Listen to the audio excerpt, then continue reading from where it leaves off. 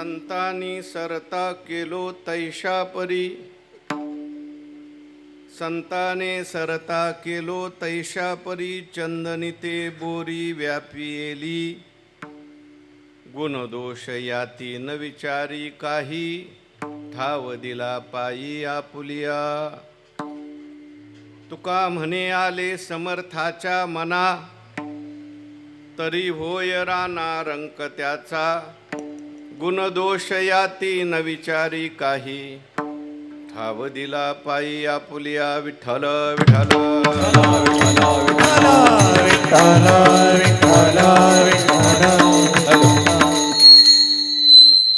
समचरण सरोजम सांद्र नीलांबुधाभम, जघन निहित पानी मंडनम मंडनानाम, तरुण तुलसीमालां कंधरम कंजनेत्रम, सदय धवलहासं विठ्ठलं चिंतयामि.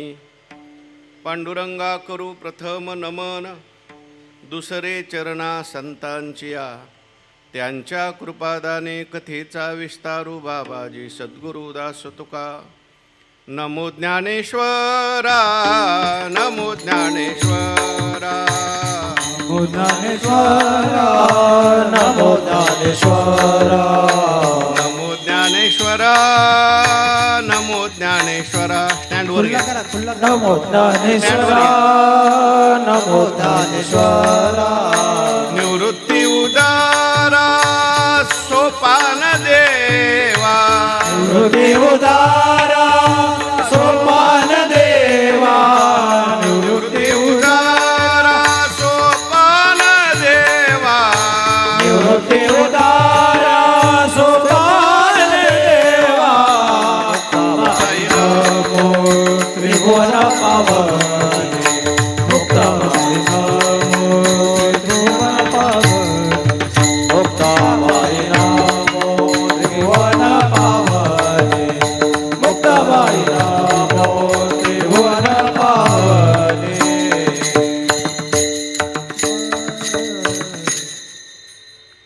संतांनी सरता केलो तैशा परी, चंदनी ते बोरी व्यापिएली, गुणदोष याती न विचारी काही, ठाव दिला पायी आपुलिया. संत श्रेष्ठ जगद्वंद्य जगद्गुरु श्री तुकाराम महाराज यांचा 3 चरणाचा उत्कृष्ट आणि महत्त्वाचा असा अभंग आहे. प्रस्तुत अभंगातून जगद्गुरु श्री तुकाराम महाराजांनी संतांनी आपल्यावर कशी कृपा केली एक दृष्टांत देऊन सांगितलेला आहे. विठ्ठल विठ्ठल विठ्ठल विठ्ठल विठ्ठल. भगवंताच्या कृपेने, सर्व साधू संतांच्या आशीर्वादाने,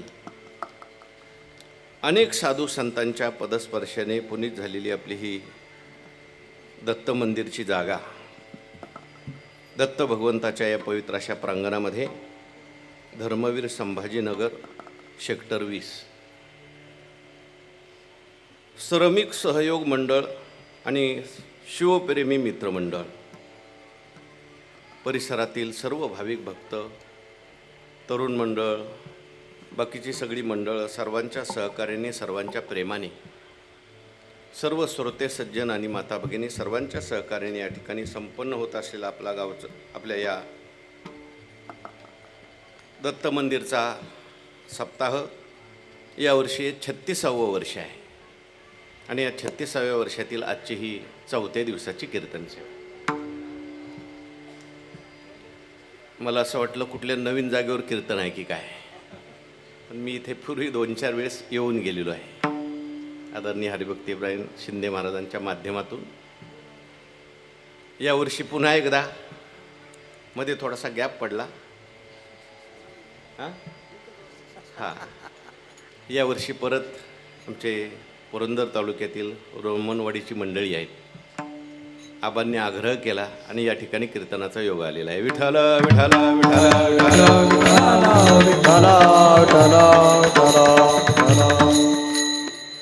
या ठिकाणी कीर्तनाकरता उपस्थित सर्व गुणीजन मंडळी, मृदंगाचार्य असतील, गायनाचार्य, सर्व टाळकरी मंडळी आहेत, सर्व ज्येष्ठ श्रेष्ठ श्रोते सज्जन आणि माता भगिनी, या ठिकाणी उपस्थित असलेली सगळी महाराज मंडळी, आमचे आदरणीय हरिभक्तीपरायण आनंद महाराज आहेत. बरीचशी मंडळी या ठिकाणी आहेत. पुढे बसलेले सर्व श्रोते सज्जन आणि माता भगिनी सर्वांना मी वंदन करतो. आपण सर्वांनी मिळून टाळी वाजून कीर्तनात सहभागी व्हायचं आहे. विठ्ठल विठ्ठल विठ्ठल विठ्ठल विठ्ठल.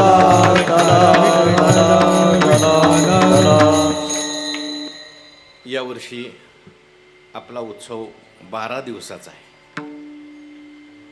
दरवर्षी 7 दिवसाचा. पण आपल्या उत्सवाचं हे वैशिष्ट्य आहे की आपल्या या उत्सवामध्ये 2 संतांचे उत्सव त्या ठिकाणी येतात. एक म्हणजे जगद्गुरू श्री तुकाराम महाराजांचा बीजेचा उत्सव आणि दुसरा म्हणजे संत एकनाथ महाराजांचा षष्टीचा उत्सव. तो उद्या दुपारी आहे. म्हणजे एक आहेत वारकरी संप्रदायाचे कलश आणि नाथ महाराज म्हणजे जनार्दन एकनाथ खांब दिला भागवत. म्हणजे सुंदर अशी योजना आपल्या सप्ताहाची आहे. याच्यामध्ये सहजच आपल्याला 2 संतांचा उत्सव आपल्या हातून घडतो. विठ्ठल विठ्ठल विठ्ठल विठ्ठल विठ्ठल विठ्ठल विठ्ठल. सगळ्यांना काही देहूला जाता येत नाही, सगळ्यांना काही आपल्याला पैठणला जाता येत नाही. परंतु या ठिकाणी मुंबईसारख्या ठिकाणी किंवा तुर्भेसारख्या ठिकाणी सुद्धा आपल्याला हा वारकरी संप्रदायाचा कीर्तनाचा भजनाचा आनंद या ठिकाणी घेता येतो. ही खूप चांगली गोष्ट आहे. या सगळ्या पूर्वीच्या मंडळींनी परिश्रम करून हे सगळे सप्ताह सुरू ठेवलेले आहेत आणि त्याच पद्धतीने म्हणजे त्याच श्रद्धेने हे सगळे सप्ताह चालू आहेत. हे विशेष आहे. तर बऱ्याच वेळेला मोठ्या श्रद्धेने मोठे मोठे कार्यक्रम सुरू होतात, नंतर हळूहळू त्याला गळती लागते. बरोबर ना वापरे साहेब? आणि पुढं कधी कधी बंद पण होतं. पण तुमच्या भागात म्हणा नेरूळ भागात इकडे अजून चांगले सप्ताह चालू आहेत. विठ्ठल विठ्ठल विठ्ठल विठ्ठल विठ्ठल विठ्ठल. अभंग जो मी निवडलेला आहे या अभंगातून संत तुकाराम महाराजांनी आपला अनुभव सांगितलेला आहे. संतांचं वैशिष्ट्य आहे, संत आपला अनुभव सांगतात. काही लोक असे असतात विचारलं तरी सांगायला तयार नाही. काही असे असतात विचारलं तरच सांगतात आणि काही मात्र विचारलं नाही तरी सांगतात. विचारलं तरी सांगायला काही मंडळी तयार नाही. एखाद्याला जर विचारलं का तुर्भेमध्ये सेक्टर 20ला जायचं आहे, कोणता रस्ता आहे, तो म्हणतो तुला सांगायला उभं राहिलो का? म्हणजे विचारलं तरी सांगायला तयार नाहीत. थोडासा शब्द खर्च करायला लोक तयार नसतात. काही मंडळी अशी असतात ते विचारलं तरच सांगतात. आणि शास्त्राचा नियम आहे बरं का, माणसाने विचारलं तरच सांगावं. विचारलं नाही आणि आपण जर सांगायला लागलो समोरच्या माणसाला आपण सांगतो त्याची किंमत कळत नाही. विठ्ठल विठ्ठल विठ्ठल विठ्ठल विठ्ठल विठ्ठल. बऱ्याच लोकांना जो दिसेल त्याला उपदेश करण्याची सवय लागते असते. दिसला का झालं त्याचं प्रवचन सुरू. पण माणसाने समोरच्या व्यक्तीचा कल पाहून त्याला उपदेश केला पाहिजे. तो कोणत्या क्षेत्रातला आहे, त्याला हे आवडतं का नावडतं का? नाहीतर विनाकारण आपण जर उपदेश करायला लागलो समोरचा ऐकून घेतो आणि पुढे आपलीच थट्टा करायला लागतो. अशा माणसाला माणसाने शक्यतो उपदेश करत बसू नये. पण संतांचं वैशिष्ट्य आहे, त्यांना विचारलं नाही तरी सांगतात. त्याचं कारण म्हणजे त्यांच्या अंतःकरणात सगळ्यांच्या विषयी असलेली हिताची तळमळ. ऐशी कळवळ्याची जाती करी लाभावी न प्रीती. आजच्या अभंगात तुकोबराय आपला अनुभव सांगतात. का अनुभव सांगतात त्याची 1-2 कारणं मी सांगतो, ऐका. विठ्ठल विठ्ठल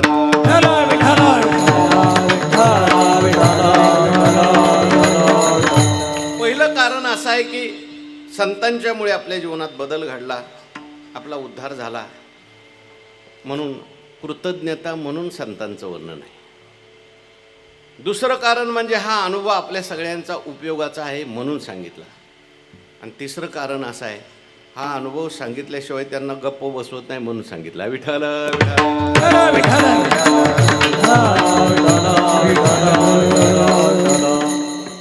पहिलं कारण आहे कृतज्ञता म्हणून अनुभव सांगितला.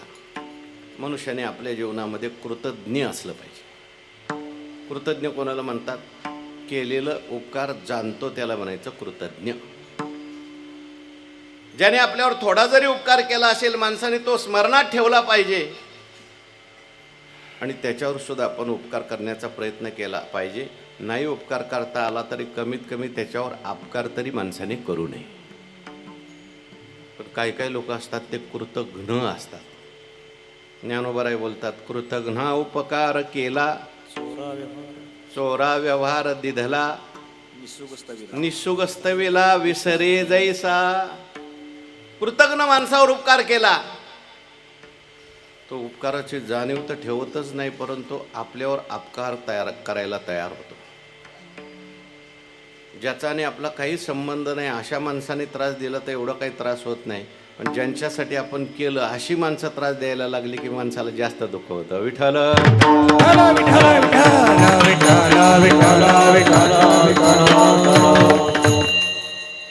म्हणून मनुष्याने कृतज्ञ असलं पाहिजे. तुकोबराय कृतज्ञता प्रगट करतात म्हणून अनुभव सांगतात.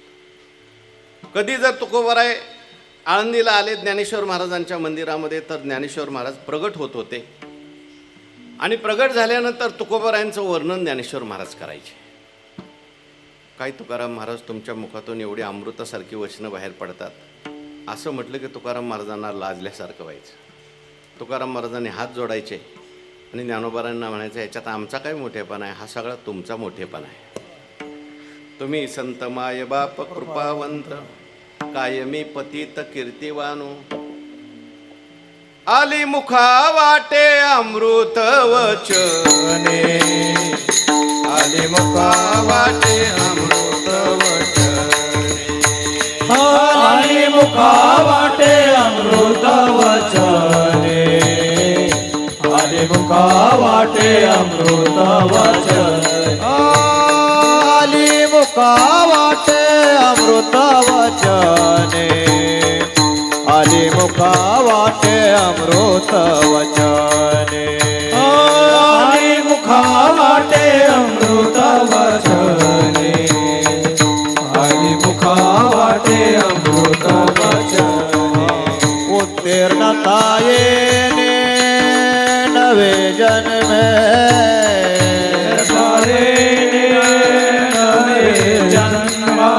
उत्तीर्णता येणे नवे जन्मे,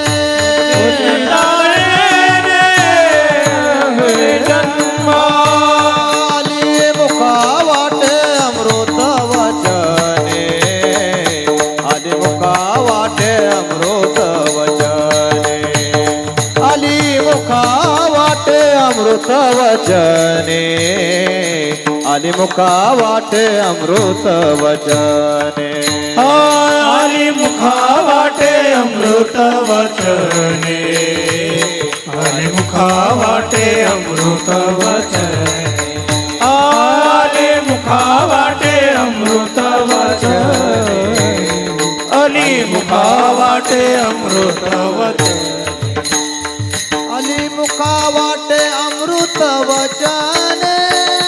उत्तीर्णता येणे नवे जन्मे, उत्तीर्णता येणे नवे जन्मे, आली मुखा वाटे अमृत वचने, उत्तीर्णता येणे नवे जन्म, उत्तीर्णता येणे नवे जन्म.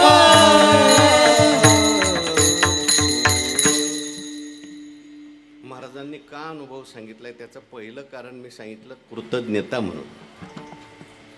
दुसरं कारण आहे हा जो अनुभव आहे तुमच्या आमच्या उपयोगाचा आहे म्हणून सांगितलं. आपले अनुभव वेगळे आणि संतांचे अनुभव वेगळे. आपले अनुभव जे असतात ते संसारातले असतात, संतांचे अनुभव परमार्थातले असतात. आपले अनुभव बऱ्याच वेळेला दुःखाचे असतात, संतांचे अनुभव हे सुखाचे असतात. आपले अनुभव बऱ्याच वेळेला बदलणारे असतात, पण संतांचे अनुभव मात्र कधी न बदलणारे असतात. म्हणून त्यांचे अनुभव आपण ऐकले पाहिजेत. आणि तिसरी महत्त्वाची गोष्ट का अनुभव सांगितला, हा आनंदाचा अनुभव आहे. आणि आनंद माणसाला गप्प बसू देत नाही. सामान्य एखादा व्यवहारातला आनंदाचा अनुभव असेल तर माणसाला सांगावा वाटतो का नाही? सांगावा वाटतो. माझा मुलगा 10वीत पास झाला, माझ्या मुलाचं लग्न जमलं, मुलीचा ह्याला नंबर लागला. माणसाला सांगावं वाटतं का? तो आनंदाचा अनुभव असतो. आणि हा तर मग परमानंदाचा अनुभव आहे. आता परमानंदाचा अनुभव असल्यामुळे हा सुद्धा माणसाला गप्प बसू देत नाही. आत आलेला अनुभव असतो, ज्ञानाचा असेल, आनंदाचा असेल, तो लगेच बाहेर दिसतो. अंतरीचे धावे स्वभावे बाहेरी, अंतरीचे धावे स्वभावे बाहेरी, अंतरीचे धावे स्वभावे माहेरी, अंतरीचे धावे स्वभावे माहेरी. धरिताई परी आवरे ना, धरिताई परी आवरे ना, अंतरीचे धावे स्वभावे बाहेरी, अंतरीचे धावे स्वभावे बाहेरी. धरिताई आवरे ना, धरिता परे आवरे ना, अंतरीचे धावे स्वभावे माहेरी, अंतरीचे धावे स्वभावे माहेरी. सुख अंतरीचे बाह्य ठसठसे. आपला चेहरा म्हणजे आपल्या अंतकरणाचा आरसा आहे. आत काय चाललंय हे चेहऱ्यावरून कळतं बरं का. कोण कोण कीर्तन ऐकतंय हे चेहऱ्यावरून दिसतं. कोणाकोणाला कीर्तनात आनंद वाटतोय हे सुद्धा चेहऱ्यावरून कळतं. आणि कोणाचं लक्ष कीर्तनात आहे चेहऱ्यावरून कळतं. ज्ञानोबारायांनी माझे भक्त माझं भजन कसं करतात 10व्या अध्यायामध्ये एक सुंदर श्लोक लिहिलाय.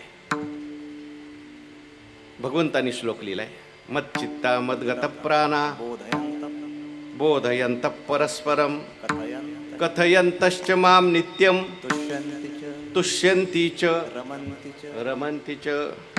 गीता परिवार आहे नाही? भगवान परमात्मा म्हणतात माझे जे भक्त असतात कसं माझं भजन करतात. मच्चित्ता मद्गत प्राणा बोधयंत परस्परम. शंकराचार्यांनी याच्यावर व्याख्या करत असताना 2 बोध संपन्न महात्मे भेटले की ते एकमेकाला बोध देतात. आणि एखादा बोध संपन्न महात्मा असेल, सामान्य लोक असतील तर तो बोध संपन्न महात्मा कथा करतो असं वर्णन केलं. विठ्ठल विठ्ठल विठ्ठल विठ्ठल विठ्ठल विठ्ठल विठ्ठल विठ्ठल. 2 बोध संपन्न महात्मे एकत्र आले, 2 ज्ञानी पुरुष एकत्र आले, त्यांची चर्चा काय असते? देवाची चर्चा बरं का. आपली चर्चा वेगळी. आपली 2 माणसं एकत्र आली की तिसऱ्याची चर्चा सुरू होती. हा असा आहे, तो असा आहे, हिने असं केलं, त्यांनी तसं केलं, ह्याच्यावर एवढं कर्ज झालंय, त्याच्यात एवढं, मग तू भरून दे ना. 2 गोपिका एकत्र आल्या गोकुळातल्या, पाणी आणण्याकरता असतील, दहीदूध विकण्याकरता असतील, त्यांची चर्चा काय? निळोबारायांनी वर्णन केलंय बरं का. त्यांची चर्चा एकी एकटाची आसोनी एकला, विश्वी विश्वाकार होणे आठेला, जया परी हा तैसाची गमला, नंद नंदन हा आचोज आंबुलाओ, ऐशा गवळणी त्या बोलती परस्परी. 2 गवळणी एकत्र आल्यानंतर त्यांची चर्चा देवाची असायची. एकले न कंठेची म्हणून या येणे, एकले न कंठेची म्हणून या येणे, केली निर्माण ही 14ही भुवने, केली निर्माण ही 14 भुवने, गगन चंद्र सूर्य मेघ तारांगणे, गगन सूर्य मेघ तारांगणे,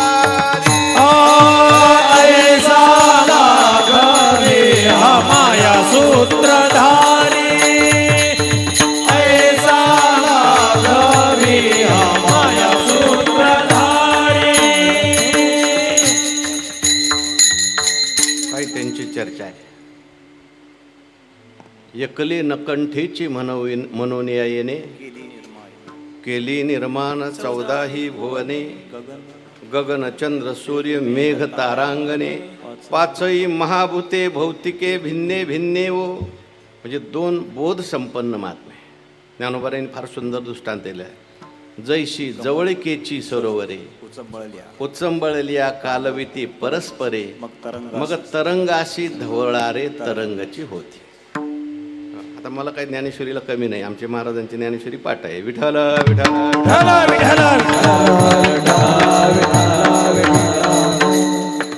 माझी सगळी पाठ नाही बरं का. माझी अनंत महाराज माझी टोको पाठ आहेत. मंदिरामध्ये मी ज्ञानेश्वरी सांगतो ना, मी फक्त एक टोक म्हटलं की तिथले श्रोते असे आहेत त्या पुढच्या 2 वया म्हणतात. खूप अभ्यास करणारी लोक आहेत. आपल्याकडे कमी आहेत थोडीशी, त्यात आपल्या पुणे जिल्ह्यात कमी बरं का जास्त. मी परभणीला गेलो होतो. एक मावशी होत्या, त्यांनी ज्ञानेश्वरीची 1008 पारायणं केली म्हणून माझं कीर्तन होतं. गेले पहिलं मावशीच्या दर्शनाला गेलो. मावशी म्हणली माझं कशाला दर्शन घेता. म्हटलं मी आळंदीला राहतोय, अजून 108 पारायणं घडली नाही. तुम्ही मुलं बाळं सांभाळून संसार करून 1008 पारायणं केली म्हणून मला दर्शन घेऊ द्या. मावशी हसायला लागल्या. म्हणले तसं काय नाही मग महाराज, करायचं म्हणल्यावर होतं म्हणे. आणि मी एकटीनेच केली तर असं काय नाही, आमच्या गल्लीतल्या 15 बायकांनी केली. मग तर मी गारच झालो बाबा. विठ्ठल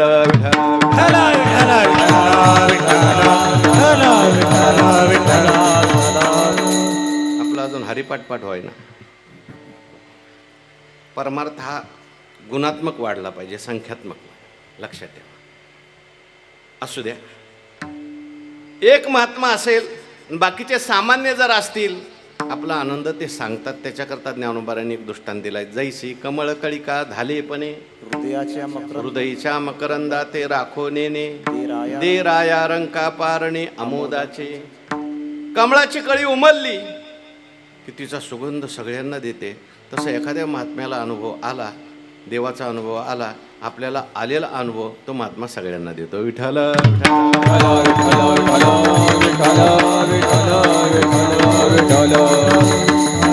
तुकोबारायांना जेव्हा अनुभव आला, तुकोबारायांच्या जीवनात सुद्धा अगोदर फार उलथापालथी झाल्या. तुकोबारायांचं जे चरित्र आहे ते साधन सिद्धाचं चरित्र आहे. ज्ञानोबारायांचं चरित्र जे आहे ते सिद्ध महात्म्याचं चरित्र आहे. युंजान योगी आणि युक्त योग. महाराजांनी सगळं करून दाखवलं. आपण जसे सामान्य कुटुंबात जन्माला आलो तसेच तुकाराम महाराज सुद्धा आले. आपल्या जीवनात जसा संघर्ष करावा लागतो तसाच तुकाराम महाराजांना सुद्धा करावा लागला बरं का. खूप संघर्ष करावा लागला. हो, खूप जीवनामध्ये संघर्ष, खूप दुःखाचे प्रसंग आले. देवसुद्धा असा आहे, काहींना सुख देऊन परीक्षा घेतो, काहींची दुःख देऊन परीक्षा घेतो. उलट सुख देऊन घेतलेल्या परीक्षेपेक्षा दुःख देऊन घेतलेली परीक्षा विशेष असते. ज्यांच्यावर कृपा करायची, कधी कधी तुकाराम भगवान परमात्मा जो आहे अशा माणसांच्या जीवनात जास्त दुःखाचे प्रसंग निर्माण करतो. विठ्ठल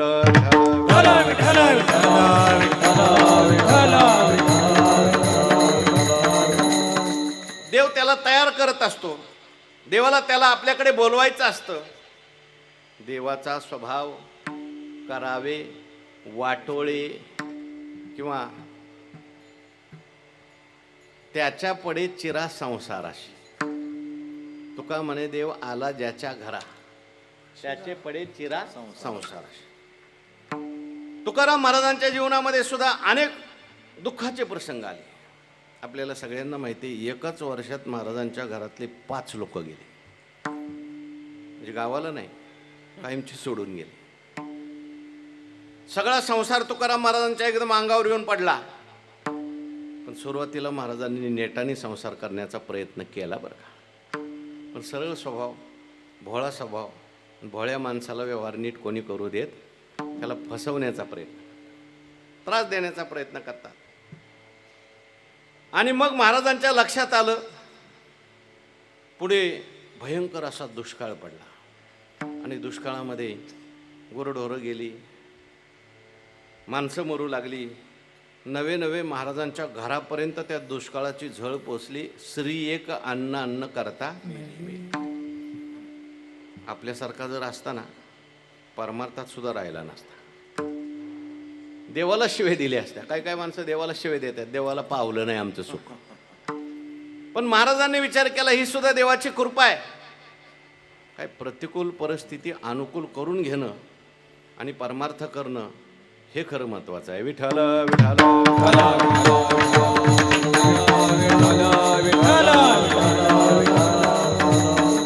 जेवढा प्रतिकूल परिस्थितीत परमार्थ होतो तेवढा अनुकूल परिस्थितीत होईल सांगता येत नाही.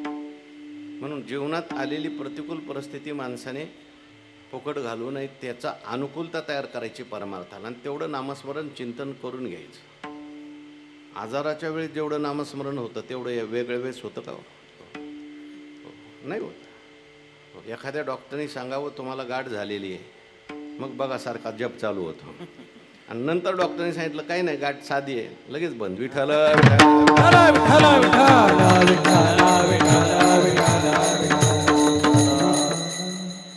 कशा करता सांगतोय. महाराजांनी विचार केला आपल्याला आता हे लौकिक सुख मिळवायचं नाही, आता शाश्वत सुख मिळवायचं. जे सुख मिळवल्यानंतर मग मेरूपा सोनी थोरे देह दुःखाचे निडोंगरे दाटी जो परी भारे चित्त न दटे शस्त्रेवरी तोडलिया देह आगे माझी पडलिया चित्त महासुखी पहुडलिया चेवोची नाही. असं सुख आपल्याला मिळवायचं आहे की जे सुख मिळाल्यानंतर आता आपल्याला दुःख झालंच नाही पाहिजे. आणि असं सुख आपल्याला कोण देईल?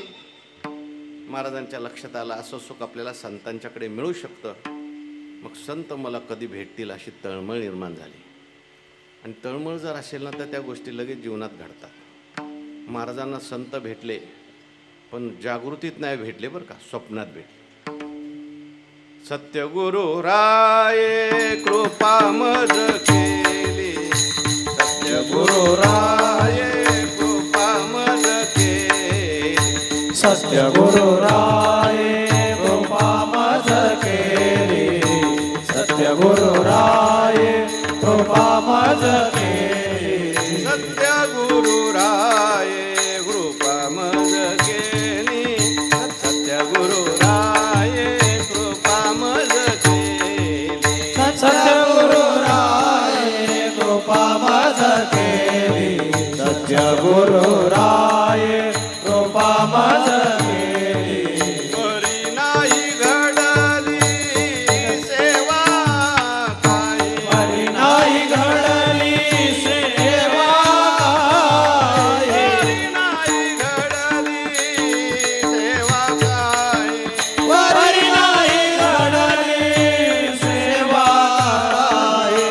सापडविले वाटे जाता गंगा स्नाना, सापडविले वाटे जाता गंगा स्नाना, सापडले वाटे जाता गंगा स्नाना, सापडविले वाटे जाता गंगा स्नाना. सत्यगुरु राये कृपा मज केली,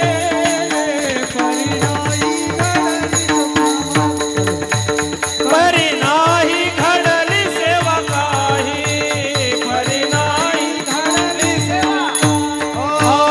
सद्गुरु राये कृपा मज केली, परी नाही घडली सेवा काही, परी नाही घडली सेवा काही, परी नाही घडली सेवा काही.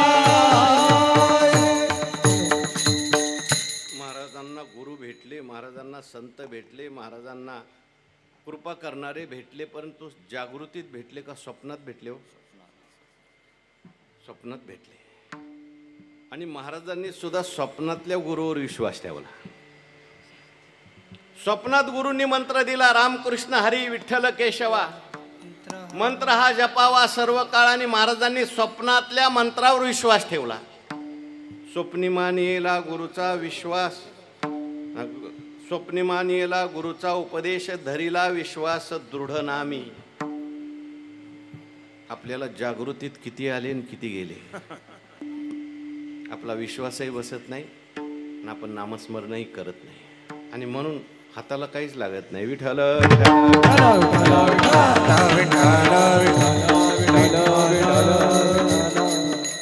महाराजांच्यावर संतांनी कृपा केली. महाराजांना तो आनंद झालेला आहे आणि आपल्यावर जशी कृपा झाली, आपल्याला जसा अनुभव प्राप्त झाला. महाराजांनी वर्णन केले, सापडविले वाटे. म्हणजे मला गुरु सापडले असं नाही, मी गुरूंना शोधलं असं नाही, गुरूंनीच मला शोधलं. ऐशी कर्म साम्य दशा होय जेतवी रेषा मग श्री गुरु ते तर श्री गुरु अपैसा भेटेची गा. आपण नामस्मरण करत राहायचं, आपण सेवा करत राहायचं, आपण चिंतन करत राहायचं. आपली योग्यता झाली की गुरुकडे आपल्याला जावं लागत नाही, गुरु येऊन आपल्याला उपदेश करतो. गुरुची सुद्धा गरज नाही. तुम्हाला ज्ञानेश्वरीतली एखादी ओवी उपदेश करेल आणि तुम्हाला साक्षात्कार होईल. विठ्ठल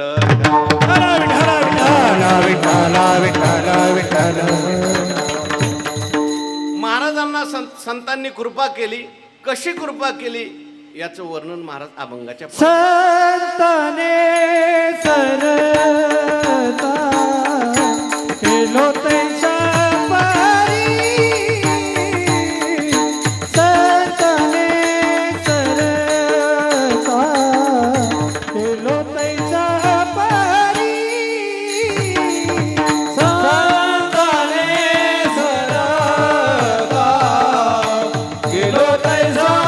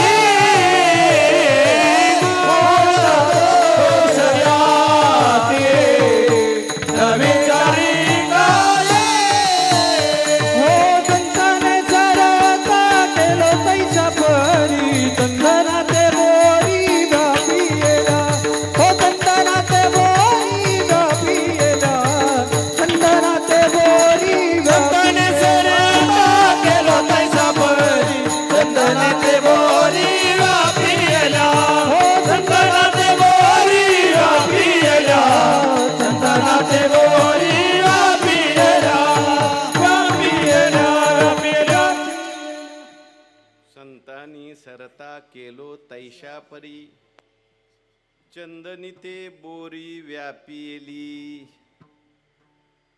महाराज म्हणतात मला संतांनी सर्त केलं. कसं सर्त केलं याच्याकरता दृष्टांत सांगितलाय. ज्याप्रमाणे चंदनाचा वृक्ष असतो, आपल्या जवळ आलेल्या बोरीच्या झाडाला सुद्धा सुगंधी करतो, तसं मी बोरीसारखा आहे, संत चंदनासारखे आहेत, त्यांनी माझं जीवन सुगंधी केलं. विठ्ठल विठ्ठल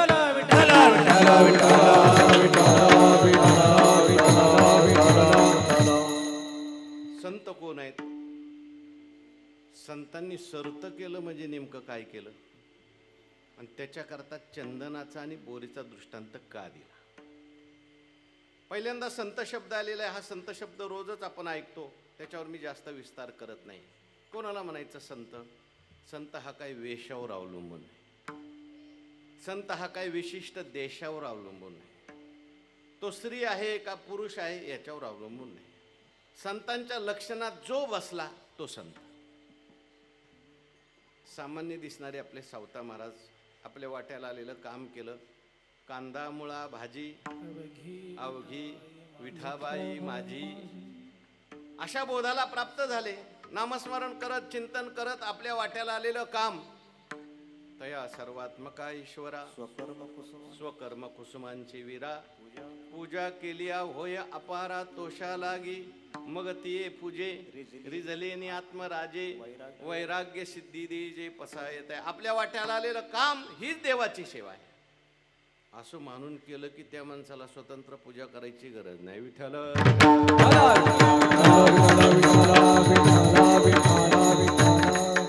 सामान्य दिसणारे आमच्या जनाबाई नामस्मरण केलं, नामदेवरायांची संगती प्राप्त झाली.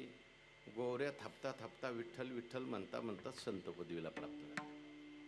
किती मोठा अधिकार त्यांना प्राप्त झाला होता. असं त्यांची अशी कीर्ती झाली की भगवान परमात्मा त्यांना काम करू लागायला यायचे. त्यांचा स्वतःचा अभंग आहे.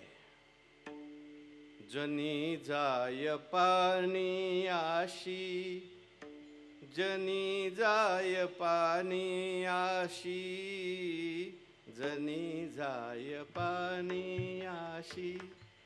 मागे धावे ऋषिकेशी, जनी जाय पाणी आशी. जनाबाई म्हणतात मी पाण्याला गेल्यानंतर भगवान मागे येतात. पाय भिजोने दी हात, माथा घागरी वहात, घागरी वहात. जनी जाय पाणी आशी, जनी जाय पाणी आशी. विठ्ठल विठ्ठल विठ्ठल विठ्ठल विठ्ठल विठ्ठल विठ्ठल विठ्ठल. सामान्य दिसणाऱ्या जनाबाई संत होऊ शकतात. संतांच्या लक्षणात जे बसले ते संत. ज्ञानोबाराय संतांचे लक्षणं सांगतात. आत्मज्ञाने चोखडी, संत ही माझी रुपडी, तेथ दृष्टी पडो आवडी, कामिनी जैशी. ज्यांना चोखडं आत्मज्ञान झालेलं आहे. चोखडं आत्मज्ञान म्हणजे काय? ज्यांना आपल्यातला देव कळाला आहे आणि ज्यांना जगातला देव कळाला आहे, हे चोखडं आत्मज्ञान. विठ्ठल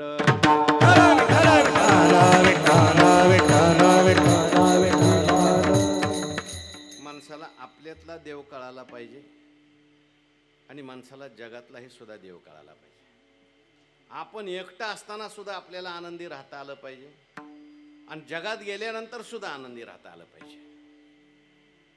आमच्या संस्थेमध्ये आमच्या संस्थेचे संस्थापक सद्गुरू जोग महाराज होते. शेवटच्या कालावधीमध्ये पुण्यामध्ये एका खोलीमध्ये एकटेच बसायचे आणि नुसते असे दिवसभर डोलत राहायचे. म्हणतात हातात काही नाही, ग्रंथ वाचायला नाही, कोणी बोलायला नाही. जे बडबड करतायत त्यांना मागं बसवा. चौकदाराचं काम एवढंच आहे. चुळबुळ झाली की लगेच तिकडे मागं बसवायचं. जोग महाराज दिवसभर आनंदी राहायचे. संध्याकाळी खोलीतून बाहेर आले की त्यांचा चेहरा पाहिला की लोक आनंदी व्हायचे. काय काय लोकांचा चेहरा पाहिला तरी आपल्याला आनंद वाटतो आणि काहींचा चेहरा पाहिल्यावर असं वाटतं आताच पोचून आलं का काय कोणाला काय. माणसाने प्रसन्न राहायला शिकलं पाहिजे. जोग महाराजांचा चेहरा पाहिला की लोक आनंदी व्हायचे. महाराजांना म्हणायचे महाराज तुम्ही दिवसभर एका खोलीत बसता, तुम्हाला बोलायला कोणी नाही, तुम्हाला वाचायला काय नाही, तुम्हाला पाहायला काय नाही, एवढे आनंदी कसे काय? आम्हाला जर त्या ठिकाणी कोणी बोलायला नसेल, वाचायला नसेल, पाहायला नसेल तर आम्हाला कोंडवाड्यात टाकल्यासारखं वाटतं. महाराज हसायचे, म्हणायचे तुला कोणी सांगितलं आनंद बाहेर आहे? आनंद बाहेर नाही, आनंद आपल्याजवळ आहे. तैसा हृदयामध्ये मी रामू, असता सर्व सुखाचा आरामू, की भ्रांतासी कामू विषयावरी. आनंद आपल्या जवळ आहे. नवे नवे आनंद हे जीवाचं स्वरूप आहे. पण त्या आनंदाचं ज्ञान नसल्यामुळे तो बाहेर आनंद शोधतो. विठ्ठल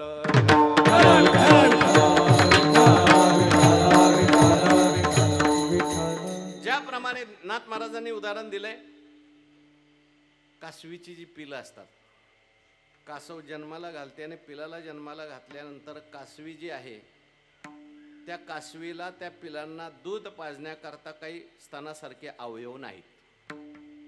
मग त्या पिलांचं पोषण कासवी कशी करते?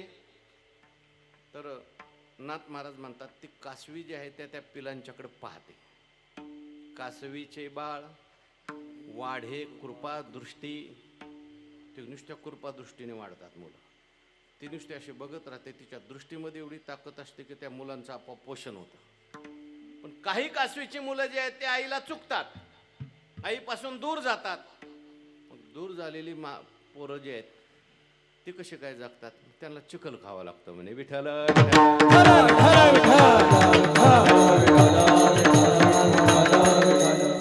तसं देवाच्या सहवासात जे आहेत, संतांच्या सहवासात आहेत, ते कृपादृष्टीने आनंदी होतात. नाही तर बाकीचे मग चिखल खाऊन आनंदी होतात. एकमेकाच्या अंगावर चिखल फेकायचा ना आनंद, बस आली धुळवळ. कोणाचा आनंद कशात आणि कोणाचा आनंद कशात. एखाद्या रम्य ठिकाणी गेलं त्याला असं वाटतं स्वर्गातच गेलो का काय. दुसऱ्या दिवशी शिमगा परत आहे तसाच आहे. 4 दिवस दिवाळी आणि वर्षभर शिमगा. विठ्ठल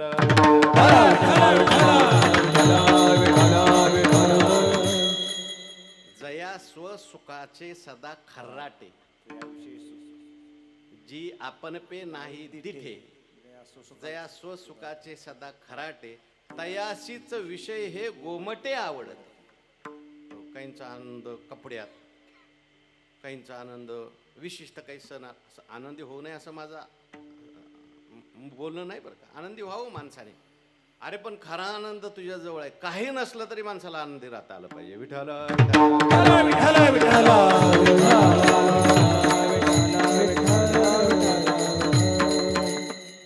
थोडं सूक्ष्म सांगतो आणखी, नाही का. आपण रोज झोपतो. झोपल्यावर माणसाला सुख होतं का दुःख होतं? झोपल्यावर माणसाला सुख होतं. म्हणून कीर्तनात सुद्धा बरीच झोपतात. झोपेत सुख आहे ना. किती थकलेला मनुष्य असू द्या, किती त्रासलेला मनुष्य असू द्या, किती शरीराचा आजार असू द्या, फक्त झोप लागायला पाहिजे, सगळं विसरतो. एखाद्या माणसाला तुम्ही असं सांगायचं की तुला जे खायला पाहिजे ते देतो, प्यायला पाहिजे ते देतो, पाहायला पाहिजे ते देतो, फक्त झोपायचं नाही. किती दिवस राहील? किती दिवस राहील सांगा ना मला. एखादा दिवस, 2 दिवस. 2 दिवस झाल्यानंतर म्हणेल हे सगळं बाजूला करा, मला झोपू द्या. तळमळ करतो मनुष्य झोप नाही आली तर. आणि एकदा झोपला, 4 दिवसाचा मनुष्य जागलेला असतो, झोप लागली की त्याला फ्रेश होऊन जातो. आता झोपेत जो आनंद मिळाला, झोपेत जो सुख मिळाला, आलो कुठून? तिथं तर विषय नाही, तिथं तर इंद्रिय नाहीत. झोपेत त्याला सुख होतं, याचा अर्थ आहे तो सुखरूप आहे, आत्माच आनंदरूप आहे. देवाने आपल्याला झोप एवढ्या करता दिली, बाबा सुख बाहेर नाही, तुझ्या जवळच आहे. आणि सुख सगळं धरण्यात नाही, सगळं सोडण्यात आहे. झोपेत सगळं सोडावं लागतं तेव्हा झोप येते बरं का. म्हणजे मला झोपायचं हाही विचार सोडावा लागतो तेव्हा झोप लागते. बरोबर आहे. तसं मला मुक्त व्हायचं हा विचार सोडला तर मुक्त होतो. विठ्ठल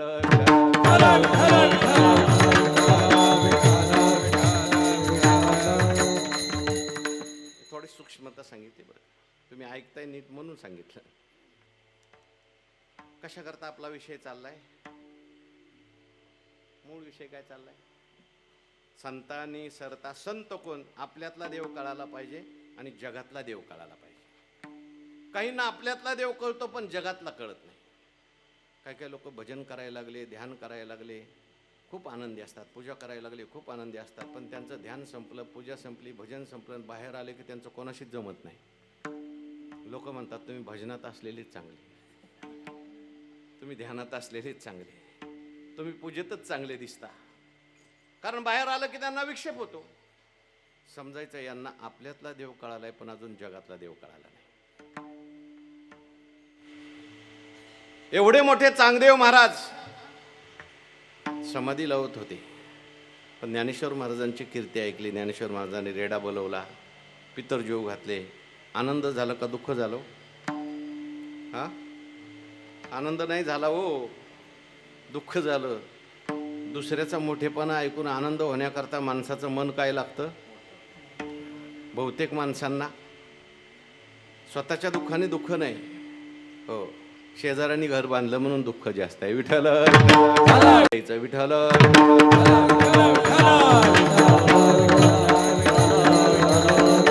ज्ञानोबारायांनी त्या कोऱ्या पाटीवरती 65 ओव्या लिहिल्या, एक ग्रंथ तयार झाला. त्याचं नाव आहे चांगदेव 65. स्वस्ती श्रीवटेशू जो लपोनी जगदा भासू, दावी मग ग्रासो प्रगटला करी प्रगटे तवतव न दिसे लपे तवतव आभासे प्रगटना न लपाला असे न खोमता जो. ज्ञानोबाराय म्हणतात, चांगया तुझे नि उद्देशे भेटावया जीव उल्हासे परिशुद्ध भेटीशी विसकोसे म्हणून बिहे. मला यावं वाटतं रे चांगदेवा तुला भेटायला, पण खरं सांगू का, मी येणार नाही. काय येणार नाही? अरे तुला भेटायचं म्हटल्यानंतर तुला चांगदेव बनवावं लागतं, मला ज्ञानदेव बनवावं लागतं. एकच चैतन्य आहे, त्या चैतन्यात 2 विभाग करायचे आणि मग भेटायचं. त्यापेक्षा एक चैतन्य ही खरी भेट आहे. विठ्ठल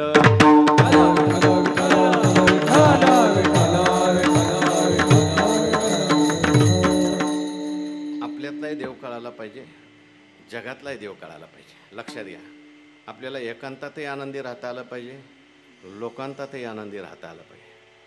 आपल्याला समाधीचाही आनंद घेता आला पाहिजे आणि भांडणाचाही आनंद घेता आला. तुम्ही म्हणाल भांडणाचा,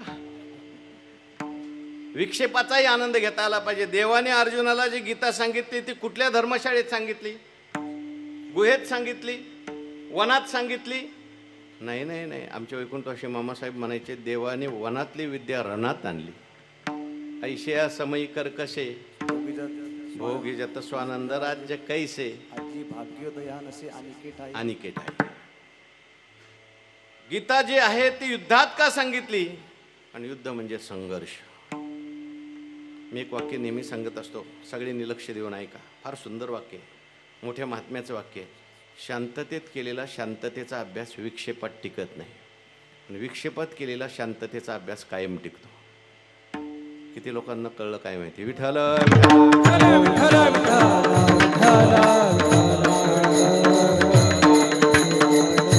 मी याच्याकरता एक उदाहरण सांगत असतो. लोकमान्य टिळक अभ्यास करताना रेडिओचा आवाज वाढवायचे ना अभ्यास करायचे. आई म्हणायची, बाळ असा कसा अभ्यास करतो? ते म्हणायचे, मी आई अभ्यासाचा अभ्यास करतो. म्हणजे एकदा का रेडिओच्या मोठ्या आवाजात मला अभ्यास करायची सवय झाली की घरात किती विक्षेप झाला तरी मला डिस्टर्ब होणार नाही. म्हणून भगवंताने अर्जुनाला गीता युद्धात सांगितली. युद्ध म्हणजे संघर्ष. हो हो. आमच्या इंजिनिअरिंगच्या भाषेत, कुठे गेला तो दादा? हो हो, तिकडे मागे बसला. इंजिनिअरिंगच्या भाषेमध्ये एखादा जर पूल डिझाईन करायचा असेल तर तो वर्स्ट कंडिशनला डिझाईन करावा लागतो. वर्स्ट कंडिशन म्हणजे त्या पुलावरून ट्रॅफिक चाललंय, त्याच वेळेस त्या पुलावर पाऊस झाला, एकदम सगळे लोक येऊन उभे राहिले, त्याच वेळेस भूकंप झाला आणि सगळे एकत्र आल्यानंतर तो टिकला पाहिजे, म्हणजे सामान्य स्थितीला टिकतो. तसं जो वर्स्ट कंडिशनमध्ये टिकला, अर्जुनाला भगवान म्हणले, मी तुला वर्स्ट कंडिशनमध्ये ज्ञान सांगतो, सामान्य वेळेस तुला उपयोगाला येईल. विठ्ठल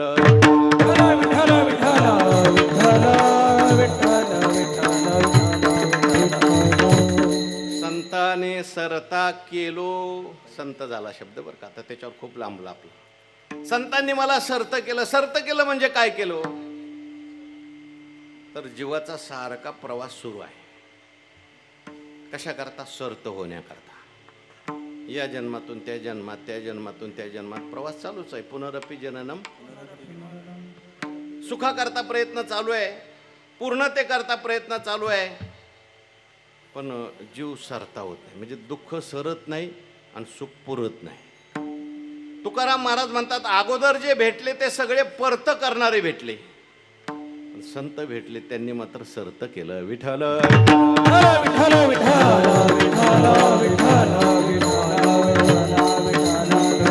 अगोदर जे भेटले त्यांनी देवापासून दूर केलं.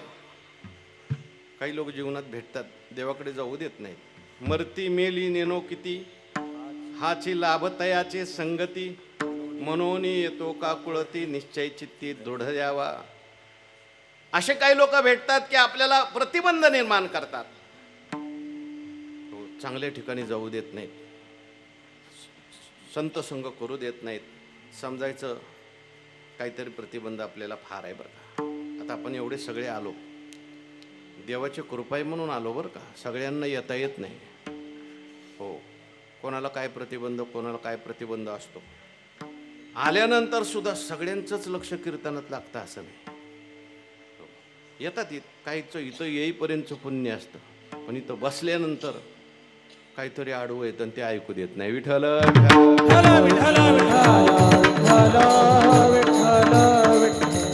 काही इथे येतात, ऐकतात सुद्धा, त्यांना वाजवायची इच्छा सुद्धा असते टाळी, पण टाळी वाजवतच नाही. काय आडवं येतो काय माहिती. विठ्ठल विठ्ठल म्हणा म्हणलं तरी म्हणू देत नाही. असं म्हणतात, आत बसलेलं जे पाप आहे ते जिभेवरून येऊन बसतो, कसा म्हणतोय तेच बघतो. पण आपण सुद्धा अशी प्रतिज्ञा करायची, तू कसा म्हणू देत नाही तेच बघतो. बघायचं का आता सगळ्यांनी बघू. विठ्ठल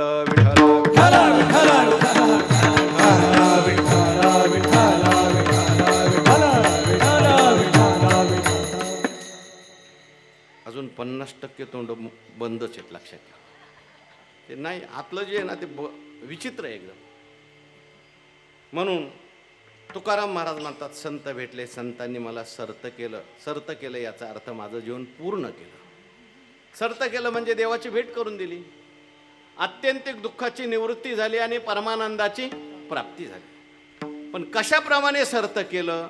चंदनी ते बोळे चंदनी ते बोरे व्यापी चंदनी ते बोरे व्यापी चंदनी ते बोरे संताने सदायता केला तैसा परी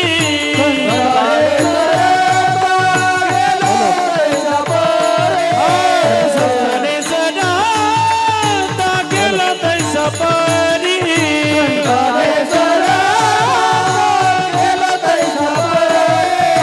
चंदनी ते बोरी चंदनी ते बोरी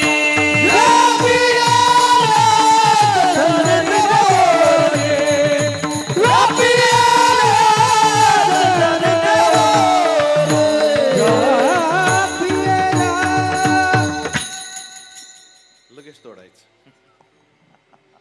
संतांनी आम्हाला सर्त केलं हे समजून सांगण्याकरता एक दृष्टांत दिलेला आहे. सिद्धांत समजून सांगण्याकरता काय द्यावा लागतो? दृष्टांत. कशाचा दृष्टांत दिलाय? चंदनाचा आणि बोरीचा.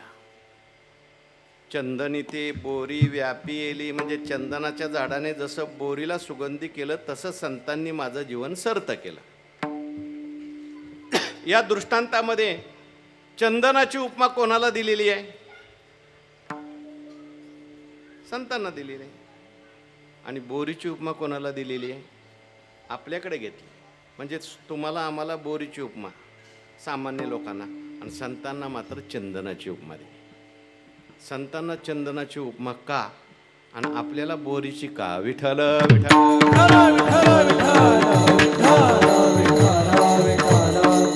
आपल्याला म्हणण्यापेक्षा तुकाराम महाराजांनी ते आपल्यावर घेतले.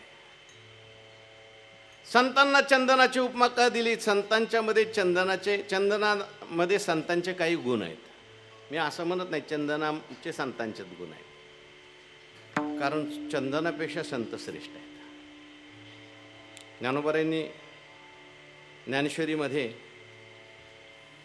चला कल्पतरूंचे आरव म्हटलं. संतांना कल्पतरूची उपमा दिली, परंतु कल्पतरूची उपमा कमी पडते म्हणून चला शब्द वापरलाय. चला नाही बरं का, चला म्हणजे चालणारे. संत कल्पतरूच्या बागा आहेत, पण चालणाऱ्या संत कल्पतरूच्या बागा. चेतना चिंतामणीचे गाव, संत चेतन चिंतामणीचं गाव आहे. चिंतामणीचं गाव आहेत, परंतु चेतन चिंतामणी. आणि बोली तेजे अर्णव पियुषाचे. पियुष म्हणजे समुद्र, हा पियुष म्हणजे अमृत.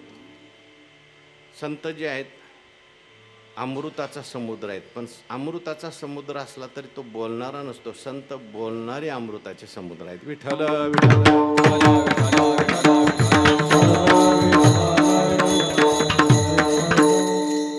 तसं इथे चंदनाची उपमा संतांना का दिली? कारण चंदनातले बरेचसे गुण, संतांचे बरेचसे गुण चंदनामध्ये आहेत. चंदनातला पहिला गुण आहे, चंदन जो आहे तो शेजारच्या वृक्षाला सुगंधी करतो. असं म्हणतात चंदनाचं झाड जर 100 वर्ष कापलं नाही, किती वर्ष, तर जवळजवळ 5-6 किलोमीटरचा परिसर ते सुगंधी करून टाकतं. एवढे दिवस कोणी ठेवत नाही त्याला, पण त्याच्यामध्ये ताकद आहे. चंदनाच्या वासे तरु चंदन झाले स्पर्श, किंवा आणखीन एक ओवी आली, चंदनाचे अंगा निळे शिवतले निंब होते जे जवळे, तीही निर्जीवी ही देवाची निढळे बैसका केली. चंदनाच्या अंगावर येणारा वारा लिंबाच्या झाडावर गेला तर लिंबाला सुद्धा सुगंधीपणा येतो. एखाद्याला जर नाही चंदन भेटला तर तो लिंबाची पानं देवाच्या डोक्यावर वाहतो. लिंब देवाच्या डोक्याला गेला त्याचं कारण चंदनाची संगती. दुसरं चंदनाचं महत्वाचं आहे गुण, चंदन जो आहे तो शीतलता देणार आहे, ताप हरण करणार आहे. म्हणजे भौतिक ताप जर आलेला असेल, शरीर तापलेलं असेल, एक टिकळा चंदनाचा लावला तर कदाचित तो ताप थांबवू शकतो. तापलेलं तेल असतं, त्याच्यामध्ये एक थेंब जर चंदन पडला, ओरिजिनल चंदन पाहिजे, तर ते सुद्धा शांत करतो, म्हणजे शीतलता देतो. आणि तिसरं म्हणजे चंदन झिजतो. तसं संतांच्या बाबतीत जर आपण पाहिलं तर संतसुद्धा परिसर आपल्या जवळ आलेल्या माणसाचं जीवन सुगंधी करतात. संतसुद्धा त्या ठिकाणी ताप घालवतात. चंदन तरी लौकिक ताप घालवतो. एखाद्या माणसाला बाहेरचा ताप असेल तो चंदन घालवू शकतो, पण आतच ताप असेल तर, मनाचा ताप असेल तर, मनाचा जर ताप असेल तर काय, चंदनेही अंग पोळे म्हटलंय, मनाच्या तळमळी. हो, मनात जर तळमळ असेल मग त्याला येशीत झोपवला तरी तो तळमळच करणार. आणि मन शांत असेल तो ढेकळात सुद्धा नीट झोपणार. विठ्ठल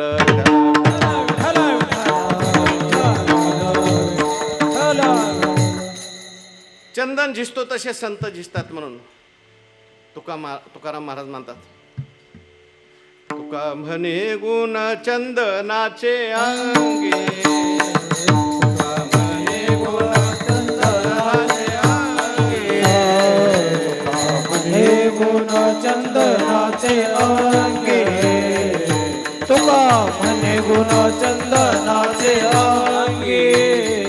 तुम्ही जगी तैसे तुम्ही जगी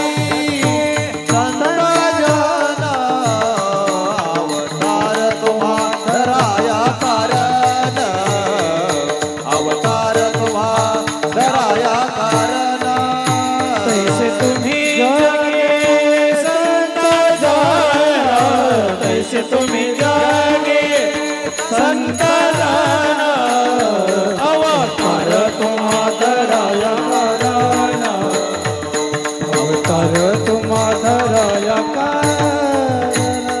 तुका म्हणे गुण चंदनाचे अंगी, तैसे तुम्ही जगी संत जन, तैसे तुम्ही जगी संत जन,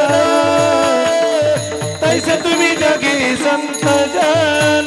तुका म्हणे गुण चंदनाचे अंगी, तैसे तुम्ही जगी संत जन, तैसे तुम्ही जगी संत जन, तैसे तुम्ही जगी संत जन. संतांना चंदनाची उपमा दिली, तुम्हाला आम्हाला किंवा दुर्जन माणसाला किंवा सामान्य माणसाला बोरीची उपमा दिली. बोरीची उपमा आपल्याला का दिली? अज्ञानी माणसाला बोरीची उपमा दिली. ज्ञानोबारायांनी ज्ञानेश्वरीमध्ये ज्ञानोबारायांच्या काही आवडीची झाडं आहेत, काही नावडीची झाडं आहेत, काही आवडीचे पक्षी आहेत, काही नावडीचे पक्षी आहेत, काही आवडीची व्यक्ती आहेत, वस्तू आहेत, आणि काही नावडीच्या वस्तू आहेत. सज्जनांचं वर्णन करायचं असेल, ज्ञानेश्वर महाराज चंदन वापरणार, कल्पवृक्ष वापरणार, सूर्याची उपमा देणार, चंद्राची उपमा देणार. आणि दुर्जनाचं वर्णन करायचं असेल तर कावळ्याचं वर्णन करणार, कोल्याचं वर्णन करणार, आणि झाडामध्ये बोरीचं वर्णन करणार. विठ्ठल विठ्ठल. विठ्ठल विठ्ठल विठ्ठल विठ्ठल. बोरीचं झाड असतं, एखाद्या बांधावर उगवलेलं असतं. शेजारून जर मनुष्य जायला लागला, ज्ञानोबारांनी रजोगुणी आणि तमोगुणी करता कसा असतो त्याच्याकरता बोरी वापरली. गोवी गेलिया जवळी जगदलिया जगटलिया अंग फाळी फळे फळे तरी आत पोळी बोराठी जैशी. त्या बोरीच्या जवळून आपण जायला लागलं ना, असे काटे दोन असतात त्याला. वाकडा काटा जो असतो तो आपल्या कशात तरी गुंततो आणि ओढून धरतो, थांबा जरा चहा पिऊन जाऊन. काढायला गेलं आणखीन काटा टोचत राहतो, गुंतत राहतं. अशी बोरीसारखी माणसं आहेत काय काय. त्यांना सुद्धा दोन काटे असतात, एक अहमतेचा काटा आणि एक ममतेचा काटा. ममतेचा काटा आसक्ती निर्माण करतो आणि अहंकाराचा काटा टोचत राहतो. सामान्य माणसाला कळत नाही याला धरावं का सोडावं. म्हणतात ना, धरलं तर चावतंय आणि सोडलं तर धरायचंही नाही आणि सोडायचं नाही. मग करायचं काय नेमकं. हो, त्यागावे ना भोगावे, मध्यभागी विभागावे. विठ्ठल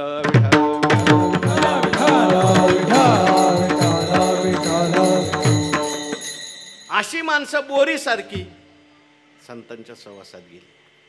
संतांनी त्यांचा सुद्धा चंदन केला बरं का. अशी अनेक माणसं आहेत, त्यांना त्रास द्यायला गेली. दृष्टांत सांगतो म्हणजे तुमच्या लक्षात येईल. एकदा काय झालं, तुकाराम महाराजांच्या घरी काही चोर चोरी करण्याकरता गेले. बरोबर एकादशीचा दिवस निवडला. त्यांना माहिती होतं एकादशीच्या दिवशी तुकाराम महाराज कीर्तनाला जातात. घुसले 2-3 चोर तुकाराम महाराजांच्या घरी. आता तुकाराम महाराजांच्या घरी सुद्धा फार मोठी काही संपत्ती होती असं नाही, महाराजांनी ते दुष्काळात सगळं वाटलं होतं. महाराजांच्या घरी एक म्हैस होती आणि ती म्हैस जिजाबाईने आपल्या माहेरून आणलेली होती आणि त्या म्हैशीवर सगळा संसार महाराजांचा चालायचा, म्हैशीच्या दुधावर. आता चोराला काय हो, चोराला साधू कळत नाही, संत कळत नाही, देऊळ कळत नाही. सोडली म्हैस आणि चालले घेऊन. तुकाराम महाराज इकडं मंदिरात कीर्तन करत होते. देवाला काळजी वाटायला लागली. आता जर तुकाराम महाराजांची म्हैस गेली तर उद्या सकाळी सकाळी जिजाबाई काठी घेऊन पहिली देवळात येईल. जिजाबाईचा स्वभाव होता बरं का. काही जरी संसारात अडचण निर्माण झाली या काळ्यामुळेच झालं. विठ्ठल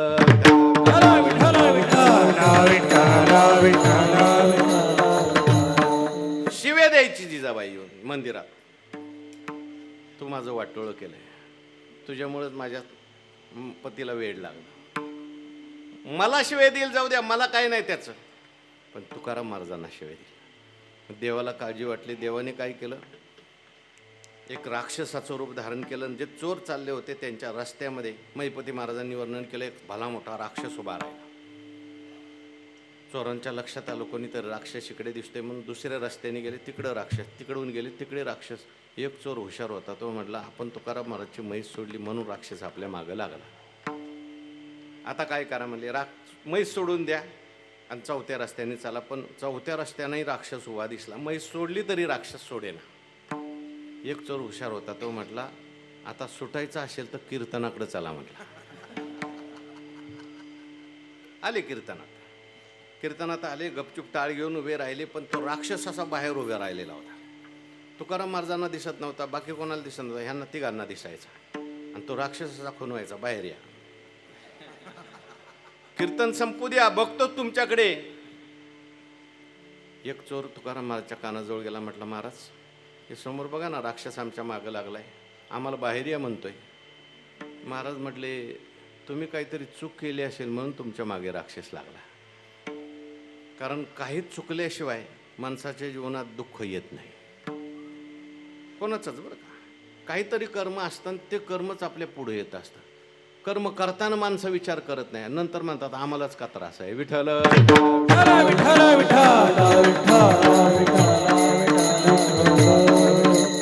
बाबा तुम्ही काहीतरी चूक केली असेल म्हणून राक्षस तुमच्या मागे लागलेला आहे. काय चूक केली माझ्यासमोर कबूल करा. हुशार होते. कबूल करतो महाराज, आम्ही तुमची म्हैस चोरली होती. मग महाराजांच्या लक्षात आला राक्षस कोण आहे. तर म्हैस चोरली म्हणल्यानंतर ह्यांच्या मागे लागणारा राक्षस दुसरा कोण आहे. देवाच्या मूर्तीकडे पाहिलं तर देवाच्या मूर्तीत देव काही दिसला नाही. मग तुकाराम महाराजांनी सांगितलं म्हणजे मोठ्या मोठ्याने हाका मारायला सुरुवात केली, ओ देवा इकडे या कीर्तनात. तुम्हाला ते लहानपणी गुरंढोरं वळायची सवय लागली ती काय अजून गेलेली दिसत नाही. कशाला कीर्तन सोडून जातात. आणि त्या चोरांना सांगितलं आहे बघा, कीर्तन संपलं ना माझ्या हाताने मी म्हैस देणार आहे, कोणता राक्षस अडवतोय ते बघतो. आता मला सांगा चोर चोर राहतील का? चोरांनी माळ घातली, महाराजांना म्हटले आजपासून तुमच्या कीर्तनातली आम्ही टाळकरी. विठ्ठल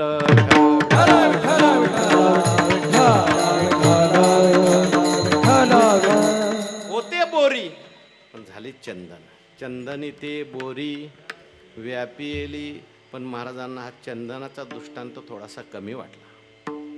कारण दृष्टांत हा कधीच सर्वांगाने परिपूर्ण नसतो. चंदन जो आहे जरी चांगला असला तरी चंदनात एक दोन दोष सांगतो. चंदन जो आहे दुसऱ्याला सुगंधी करतो पण चंदन नाही करत. चंदन दुसऱ्याला काय करतो? सुगंधी करतो, पण चंदन करतो का? नाही. दुसरी महत्वाची गोष्ट म्हणजे चंदन दोन झाडांना सोडून देतो. दोन झाडं अशी आहेत की ती किती चंदनाला खिटून असली तर त्यांना अजिबात सुगंध मिळत नाही. त्या झाडामध्ये आहे, पहिली आहे केळी आणि दुसरं आहे वेळू. वेळू आणि केळी किती चंदनाच्या जवळ असली. तुका म्हणे वेळू चंदना संगाते कायते असती जवळीके. एकाने मला प्रश्नच विचारला, म्हणले का हो चंदन सगळ्याला सुगंधी करतो आणि त्या वेळूलाच का सोडून देतो? मी म्हटलं वेळूला आमच्याकडे म्हणतात बांबू. असे बरेचसे बांबू त्याच्या वितीवर गाठी असतात आणि अशा बांबूला चंदन काहीच करू शकत नाही. विठ्ठल पण संतांनी बांबूचा सुद्धा स्वीकार केला. संतांच्या मध्ये हे दोष नाहीत. संतांच्या ठिकाणी संत फक्त सुगंधी करतात असं नाही, संत आपलं स्वरूप त्यांना देतात. म्हणून संत हे उद्धाराच्या बाबतीत चंदनापेक्षा श्रेष्ठ आहेत हे दुसऱ्या चरणात सांगितलं. गुण दोष याती न विचार काही, गुण दोष याती न विचार काही, गुण दोष याती न विचार आहे, गुण दोष याती न विचार आहे, गुण दोष याती न विचार आहे, गुण दोष याती न विचार काही.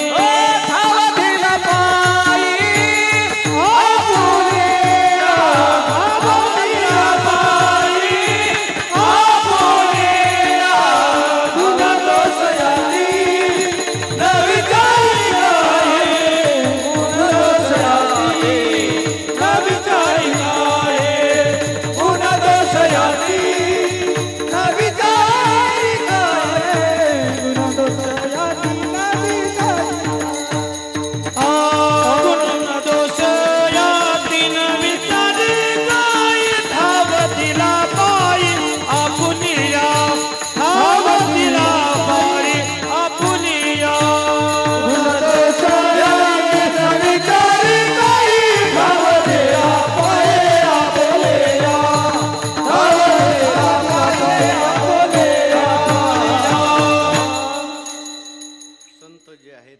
चंदनापेक्षा श्रेष्ठ आहेत हे सांगताना तुकाराम महाराज म्हणतात, गुणदोष याती न विचारी काही, ठाव दिला पायी आपुलिया. संत जे आहेत गुणदोषाचा विचार आणि संत आपलं स्वरूप त्याला देऊन टाकतात. ठाव दिला पायी आपुलिया. व्यवहारामध्ये आपण गुणदोषाचा विचार करतो. काही काही माणसं तर अशी आहेत नुसते दोष बघणारी आहेत. असे माणसं आहेत त्यांना कोणाचंही वर्णन करून सांगा एक तरी दोष त्यांचा सांगणारच. महाभारतात असं म्हणतात, दुर्योधन होता त्याला एकही चांगला माणूस दिसत नव्हता आणि धर्मराज असे होते की त्यांना एकही वाईट दिसत नव्हता. विठ्ठल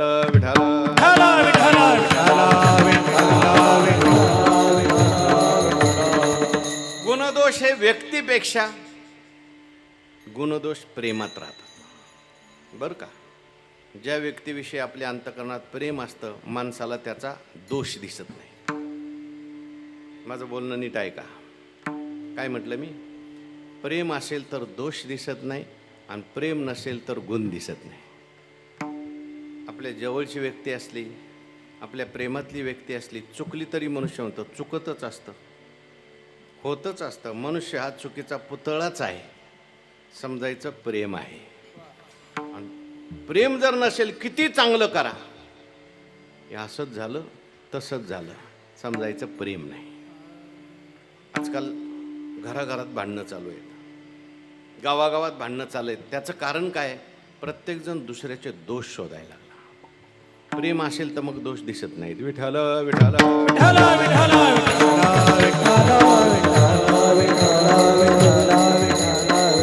संतांच्याकडे असे कितीतरी दोषी लोक गेली, पण संतांनी विचार केला.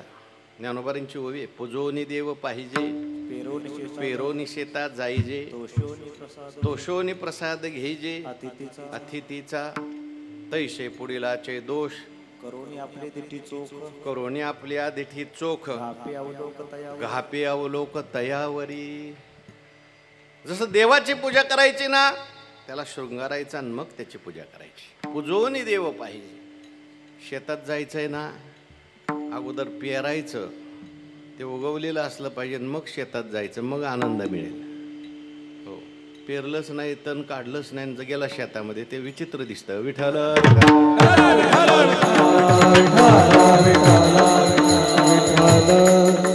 अनेक दोषी लोक संतांच्याकडे गेले, पण संतांनी त्या दोषी लोकांच्यात सुद्धा दोष काढून टाकल्याने त्यांना सज्जन बनवलं. जे खळाची व्यंकटी सांडो, तया सत्कर्मी रती वाढो, भूता परस्परे पडो, मैत्र जीवाचे. जीवांचे नाही बरं का, अनंत महाराज जीवांचे का जीवाचे? जीवाचे. भूता तिथे अनेक वचन आहे, सगळ्यांच्या विषयी आपल्या अंतकरणात जीवाचं मत म्हणजे जीवाभावाचं मैत्र. विठ्ठल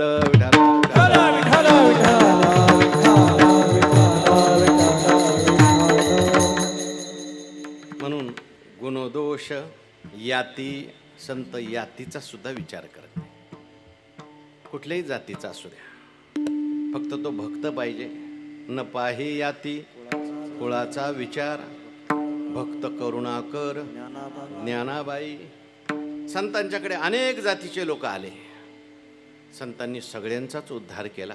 नवे नवे एखादा दोषी जरी मनुष्य असला, त्याचा सुद्धा उद्धार संत करू शकतात, वाहल्या कोळ्यासारखा. पण नारद महर्षींना भेटला, नारद महर्षींनी त्याच्या जीवनाचं सोनं केलं. संत हे सगळं करू शकतात, त्याचं कारण संत हे समर्थ असतात. शेवटचं चरण तुका म्हणे आने समर्थाच्या मला, तुका म्हणे आने समर्थाच्या मला, तुका म्हणे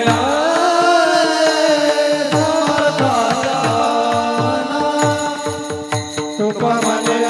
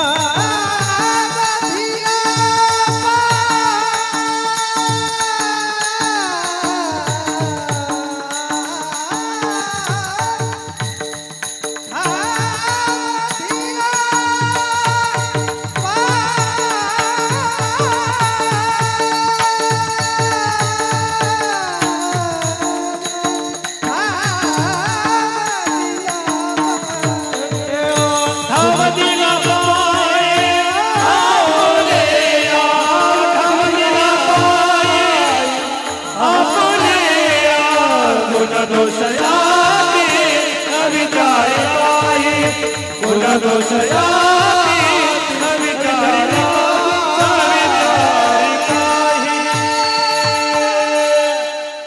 तुका म्हणे आले समर्थाच्या मना. संत हे समर्थ असतात आणि समर्थाच्या जर मनात आलं तरी होय राणा रंक त्याचा. एखादा रंक असेल आणि समर्थाच्या मनात आलं ह्याला राणा करून टाकायचा, राजा करून टाकायचा, ते करू शकतात. इथे रंक शब्दाचा अर्थ लौकिक रंक घेऊ नका. सुखासाठी एखादा रंक असेल पण संतांच्या सहवासात गेला, संत त्याला सुखाचा राजा बनवतात असा त्याचा अर्थ आहे. म्हणून अशा समर्थ संतांचा आपण आश्रय केला पाहिजे. आपल्याकडून नसेल साधना घडत, आपल्याकडून नसेल चिंतन घडत, पण अशात एखाद्या महात्म्याचा जर आपल्याला सहवास असला तर आपण काही न करता त्याच्या आशीर्वादाने सुद्धा आपल्या जीवनात फार मोठी क्रांती घडू शकते. नाही आपल्याला जिवंत माणसावर विश्वास बसत ना, ज्ञानोबारांच्यावर विश्वास ठेवा, तुकोबारांच्यावर विश्वास ठेवा, ते समर्थ आहेत. विठ्ठल विठ्ठल. आणि म्हणून त्यांच्यावर विश्वास ठेवून जरी आपण आपलं जीवन जगलं, ज्ञानेश्वरीला धरून जीवन जगलं, गाथ्याला धरून जीवन जगलं, भागवताला धरून जीवन जगलं, तरी आपल्या जीवनात काही कमी पडणार नाही सुखाला. आणि लौकिक दृष्टीने आणि पारमार्थिक दृष्टीने संत आपलं सगळं जीवन चांगलं करू शकतात. फक्त आपण त्यांना समर्पित जीवन जगलो पाहिजे असा या अभंगाचा भाव आहे. वेळ आपली संपलेली आहे. आता आपण संतांना आवडणारं, देवाला आवडणारं आहे भजन, सगळे मिळून भगवंताचं भजन करू आणि थांबूया. विठोबा रखुमाई, सर्वांनी टाळी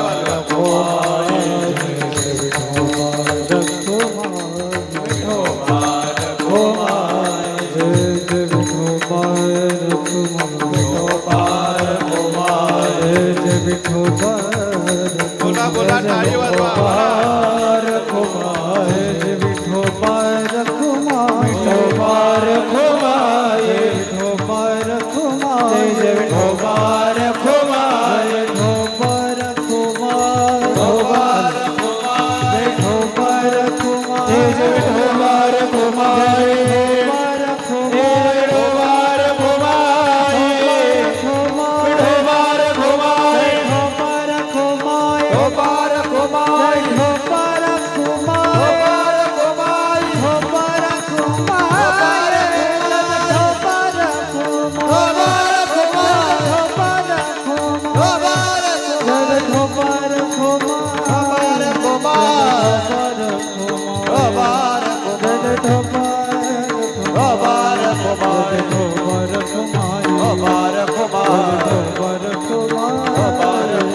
ज्ञानेश्वर माऊली ज्ञानराज माऊली तुकाराम माऊली ज्ञानेश्वर माऊली ज्ञानराज माऊली तुकाराम